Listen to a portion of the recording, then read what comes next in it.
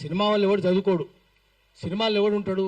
చదువు లేనోడు, శీలం లేనోడు, సంస్కారం లేనోడు, తాగుబోతులు, వాగుబోతులు, వదురుబోతులు, తిరుగుబోతులు వాళ్ళే కదా. సినిమాలు ఒక్క మంచి సినిమా, దేశభక్తి సినిమా ఒకటి తీసినరా? ఒక్కటి చెప్పండి. అన్ని బూత్ సినిమాలే కదా. అట్లాంటి వాడు ఏం మాట్లాడుతున్నాడు? వాడిని ఉప ముఖ్యమంత్రి చేయడమే తప్పు. ముఖ్యమంత్రి కూడా అట్లాంటి వాడే. ఇప్పుడు ఎన్టీ రామారావు బొమ్మ పెడుతుండ్రు. ముఖ్యమంత్రి ఎవరు? ఎన్టీ రామారావు మీద దాడి చేసి ఎన్టీ రామారావు చెప్పులతో కొట్టినోడు కదా. వీళ్ళే కదా. ఎన్టీ రామారావు చావు కారణమైనోడే కదా. అతను మళ్ళీ ఎన్టీ రామారావు బొమ్మ పెట్టుకుని తిరుగుతున్నాడు. నువ్వెవరు? నీకేమైనా తెలుసా?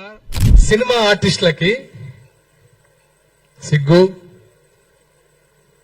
నీతి, న్యాయం, శీలం అసలు ఏం ఉండదా? ఏమనుకుంటున్నారు మీరు సినిమా ఆర్టిస్ట్ అంటే? ఒక్కొక్కరు జీవితాన్ని పలంగా పెట్టి ఆకలితో పస్తులుండి ఇక్కడ సినిమా ఆర్టిస్టులు అవుతున్నారు. అదే తెలంగాణ వ్యాప్తంగా. వాళ్ళందరికీ మీరు ఇచ్చేది ఇదా? వాళ్ళ సంస్కారం లేదా? నువ్వు యావత్ సినీ లోకానికి క్షమాపణలు చెప్పకపోతే నిజంగా నీకు మనశ్శాస్త్రి లేనట్టే. కనీసం నీ మనశ్శాస్త్రికైనా చెప్పుకో తప్పు చేస్తానని.